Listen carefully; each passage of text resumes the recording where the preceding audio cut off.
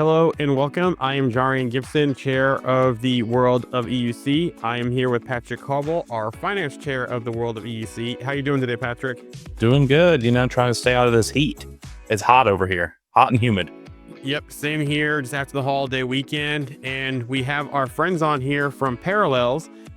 Parallels is not only a core sponsor of the World of EUC, they are a gold sponsor of EUC World Amplify. Today with us, we have Christian Aquilina, and we also have Anna Ekman on. And we today are going to talk to Parallels about their involvement in EUC World Amplify. So how are you doing today, Anna? Great. Well, I'm probably jealous of your heat because where I am, there are torrential rains. Oh, Oh, yeah. Texas is flooded right now. Yeah. How are you doing today, Christian? All good here, all good, and great to be here. Thanks for having us. Yeah, well, thanks for coming on. And Christian is also going to be part of our CTO panel of our keynote at EUC World. So we're looking forward to that as well. So let's kind of go ahead and jump into here. And so as we're coming to EUC World Amplify, why does it feel so important right now for both vendors and attendees? The timing couldn't be better, right? So the EUC industry is at a crossroad. One could say, legacy platforms are shifting, and new entrants are gaining traction. And, the EUC World Amplify really creates the space for these real open dialogues, right? It empowers through community-driven conversations where vendors like ourselves and practitioners, IT experts, enthusiasts, from all over the globe are essentially welcome for these discussions. And we felt that Parallels is important to be present to support this ecosystem. We love the community, as Patrick can say it as well. We run our own community program, the Parallels VIPP program, which has been running for the last 9 years, and many of whom will also be present. Just over and above, it's a great way to connect, right? To network, and I'm personally very excited to spend time with various community leaders, colleagues, and also friends. yeah. No, I think it's definitely going to be fun. And the VIPP team is a really awesome group too. So it's going to be fun to hang out with them, see them in person too. So, when we talk about professionals and stuff like that, what is the biggest shift in EUC professionals in 2025 and what's keeping those IT teams up at night now? I think it's the pressure to do more with less, to simplify infrastructure, to reduce cost, and kind of still deliver that seamless user experience. And we all know the challenges kind of with what's happening now with legacy platforms being bloated and overpriced. So more teams are kind of asking themselves, do we need all this? So I think events like Amplify is the perfect platforms or kind of events where you can explore all those questions and to see what's out there and don't feel boxed in by all the changes that are happening in the market. Yep. Yeah, that's right. Finding that right solution stack today is super important, right? That flexibility that we talk about, the simplicity to deploy, is essential now more than ever, right? We know that licensing can be unpredictable, platforms consolidating, right? So yeah, and something like this definitely will have more time to discuss and go into deeper and learn from each other. And speaking of, the changes and things happening in the market, let's talk about licensing changes from, both from Omnissa Horizon and the Citrix options out there. So what advice would you give the teams trying to make the smarty decisions under pressure? That's a good question. Yeah, we often talk a fair bit about the freedom of choice, right? So what does this mean, right? This is where customers at the driver's seat, right? And depending on actually the organization maturity, compliancy, resources, budgets as well, application requirements, all these play into, different criteria. So it's not a one size fits all. Mm-hmm. So my advice would be to focus on that portability, right? Look at platforms that give you that edge, that flexibility, both on the technology side and also on the commercial standpoint, right? While also, going back to that simplicity, not driven into complexity, because then later on you'll end up with this operational overhead. Something similar to what we've seen as well, the post-COVID right? Where many organizations went into the cloud and then were tweaking and trying to, optimize those costs, right? And we understand like these changes could be challenging, a challenging period of time. And Parallels also tries to address these head on, provide migration tooling, for example, that is able to accelerate, the move to different platforms. Recently, we had a customer that we managed to move 2,500 apps in less than 4 hours, 1,500 users. And in a week, we moved from POC to pilot to production, right? Again, because of all the external pressures that Anna mentioned before in relation to shorter periods of time that they need to act, right? So tooling is available there. It's actually available in our public GitHub repo as well. And so yeah, that's how we can help. Part of that, how we can help as well customers to move to more modern platforms. Just to summarize that, it's don't panic, renew. Yeah. But stop and reassess. Because there is that perception, like, oh my God, it's like I have Citrix or I have Horizon, to switch to something else. It's like, it's such a huge effort and ordeal. I may as well stick with what I have because of the effort and the resources required to make that shift, to make that migration.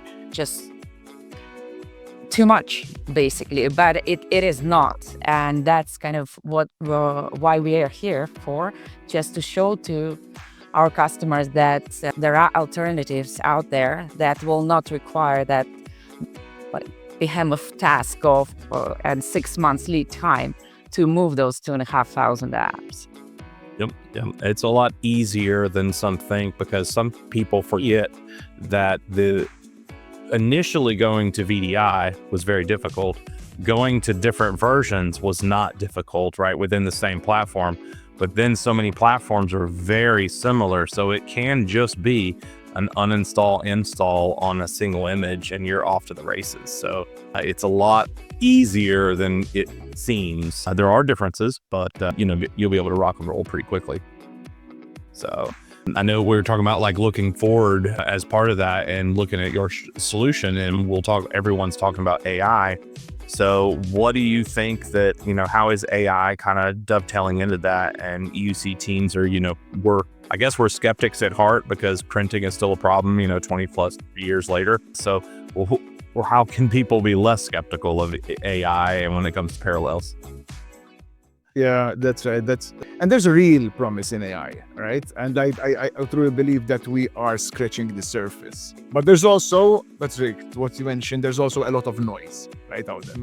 So where we see AI helping a lot, especially like today, in various plans like policy recommendations, possibly usage analytics, documentation and troubleshooting, right? The many vendors have great documentation out there, but it might be a bit heavy or too big, right, to comprehend. And this is where maybe AI can help to pinpoint to the right locations.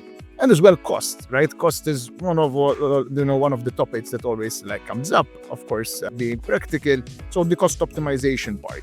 From Parallels' point of view, for some time we leveraged AI techniques, something like session pre-launch based on AI, so that we're looking at users' habits on how they are launching the resources and the launching of the virtual apps. And we will pre-launch these in advance. So when the user actually manually intervenes and say, okay, I want to launch this specific application, it's immediately is presented. There's a display already because the session negotiation already happened under the hood, right, before the user actually started. But that's a smaller piece, right? Looking forward now, we're looking at cost optimization. Of course, as I mentioned earlier this year, we mentioned the cost insights or cost dashboards. We're looking at specific cloud costs and specifically as well with Azure Virtual Desktop, where Parallels integrates with, to understand user profile, the patterns, suggest optimizations that can be done from the Parallels platform itself, because that allows then even more value that can be extracted from the solution.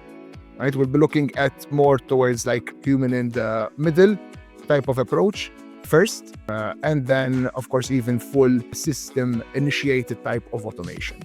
Right. So just to sum up, but dealing with AI, it's very important, right, to run on a solid foundation, as you further risk, undesirable AI output, and we because we believe, right, that we're just scratching the surface as well. Even in the latest Parallels desktop release, we prepared like out of the box type of packages like this Linux VMs, for example, already available with all the tools, frameworks available for AI developers, essentially to just get going faster. So it's more of that educational piece, and allowing the developers, for example, to bring their innovation and provide more and more capabilities out there in the wild. Yeah. Yep. Get your architecture right first, and it will work. Because if your platform is messy, like the AI will reflect that kind of messiness and siloed, and it will just reflect that noise. But otherwise, I'm a big fan. So hybrid, everyone's talking about cloud, going to cloud, but, hybrid is kind of the new default. Not everyone feels confident in their setup. So what are we looking at from, the challenges you're seeing in hybrid EUC today with Parallels? Well, hybrid, we're proud to state that for us, hybrid has always been like not as a transitory state, right? We understand the requirements, maybe customers would want to double click and bring their own investment from previous hardware, for example, right? Or even expand. So typical challenges to your question around maybe consistency, right? From like access identity, policy, and users experience. Again, keeping in mind that hybrid is not just like split hosting. This is like cloud. Cloud is not just where you are running your workloads, right? It's about delivering that coherent experience across the board, right? And something like Parallels, for example, with Parallels RAS, we make hybrid really as a first-class citizen, right? With the centralized management, with flexible app delivery, and that unified access layer. So it can be hairy out there, right? Depending on your architecture, but that's why, we have a great expert for community and through our partners, but definitely doable. And we see hybrid, as you mentioned, the new defaults today as well. I think that hybrid only works when it's unified.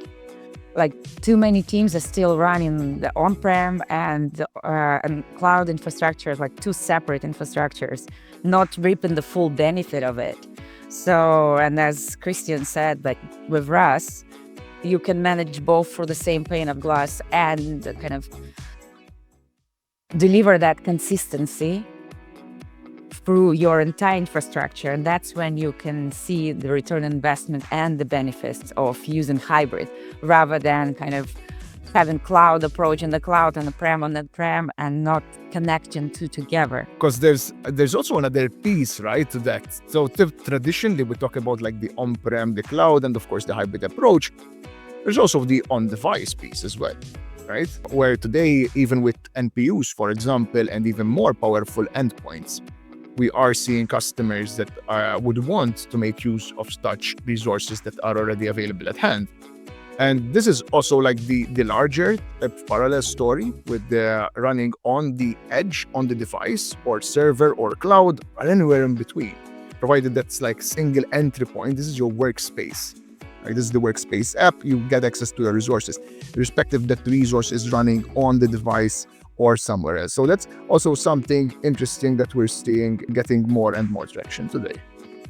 Yeah, and it sounds like that centralization is also leading to simplification too, and how you guys have really worked on keeping your platform simplistic so that it's fast and efficient and does exactly what you need and want. And what is that? How does that really matter now? And I know we just talked about the hybrid where we can manage both things from one pane of glass and not have two separate deployments. And we forget to update one and we didn't update the other. And this one auto updates and everything in between. But I think simplicity and scalability and the centralization of all these things, it's so important in any VDI deployment, no matter how big or small it is. And so how has simplification helped you? That's right. Yeah, that's right. And it's not simple to make a complex task. That is definitely one of the great values that Parallels provide. Yeah, I think there is like a slight misconception in what simplicity actually means. It doesn't mean that you lose some kind of like enterprise grade features or anything like that. It means that your team can move faster. Yes. Oh, yeah. Fewer tools, clear ownership, easy onboarding. That's what we mean by kind of simplifying. And at Parallels, seeing that it shows up not just in the product, but in how we work as well. It's intentional. And that's why the customers get value fast, basically. So for, anyone on the fence, about attending EUC World Amplify here coming up in August, what's one reason you think they'll regret missing it? Yeah, so I'd say like real conversations, right, with people who build and run these EUC environments. Great set of individuals lined up in the sessions, great opportunity to have these meaningful discussions. And there's not a lot of such opportunities out there, right, to provide this kind of signal. Needless to say, we will be present, right? I will be part of that keynote panel, which, by the way, it's a super panel with, AWS, Citrix, Google Cloud, NVIDIA, Omnissa, Nutanix, and of course, Parallels. So a great panel, right, for sure. And I would not only invite anyone to join, but also to participate, right, in these conversations. So yeah, I would not miss that out. Anna, what do you think? Well, I think this is one place where you can meet real EUC professionals making difficult decisions under pressure. And I want to hear how they do that, how they overcome the obstacles, and to hear about all the tricks that are available out there. But at the same time, kind of talk to people who are intrinsically involved in reassessing their EUC stack and want to see what else is out there. And I'm one of them, because there is a EUC stack. It's not just the VDI, it's not just the MDM. There are so many other tools that can enhance that experience and make it better for both end users as well as the decision makers, truly to get that return on investment of your money and into your people as well. So that's kind of why I'm going there. It's my first time, and I'm actually super excited to see how it all comes together. Yeah, it's going to be a lot of fun. Yeah, just looking forward to it. Looking forward to seeing you again, Christian, meeting you, Anna. I just want to say thank you for your time today. Thank you, Parallels, for not only supporting the world of EUC, but also supporting EUC World Amplify as well. So we'll look forward to seeing you at EUC World Amplify, August 4th through 7th in Minneapolis, Minnesota. Thank you, Parallels, for supporting the community. Thank you so much, everyone. Thank you, guys. Bye-bye. See you soon. Bye-bye. Bye-bye. Bye-bye.